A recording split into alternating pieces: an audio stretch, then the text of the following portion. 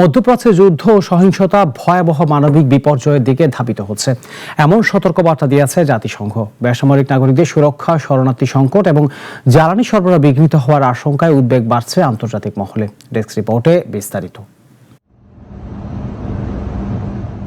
মধ্যপ্রাচ্যে চলমান সংঘাত ক্রমে বিস্তৃত ও তীব্রতর হচ্ছে।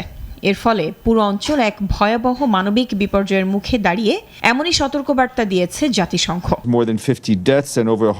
নিউ ইয়র্কে দেওয়া এক বিবৃতিতে জাতিসংঘ জানায়, সংঘাত এখন আর নির্দিষ্ট যুদ্ধক্ষেত্রে সীমাবদ্ধ নেই। এর প্রভাব সরাসরি পড়ছে বেসামরিক নাগরিকদের উপর। ঘরবাড়ি, হাসপাতাল ও শিক্ষা প্রতিষ্ঠান হামলার শিকার হচ্ছে। বিশেষ করে ইরানে অস্থিরতা বৃদ্ধি পেলে প্রতিবেশী পাকিস্তানে নতুন করে শরণার্থী ঢলের আশঙ্কা রয়েছে।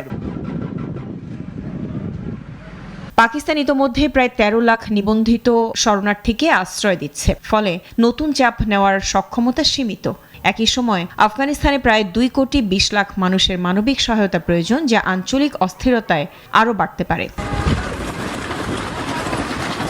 ফিলিস্তিনের অবরুদ্ধ গাজা উপত্যকায় পরিস্থিতি আরও জটিল। কেরেম শালোম ক্রসিং আংশিক খুললেও রাফা সহ গুরুত্বপূর্ণ প্রবেশপথ বন্ধ থাকায় অন্তত ১৮,০০০ রোগী, যার মধ্যে ৪,০০০ শিশু রয়েছে, জরুরি চিকিৎসা সেবা থেকে বঞ্চিত হচ্ছে।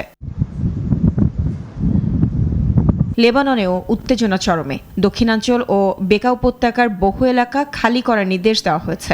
হাজারো মানুষ বাস্তুচ্যুত হয়ে আশ্রয় কেন্দ্রে অবস্থান করছে।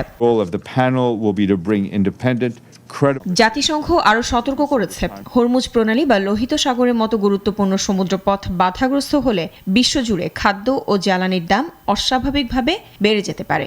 বিশেষ করে ইয়েমেন ও সিরিয়ার মতো দেশগুলোতে সরবরাহ সংকট ভয়াবহ আকার ধারণ করতে পারে। লায়লা নাজনীন, নাগরিক।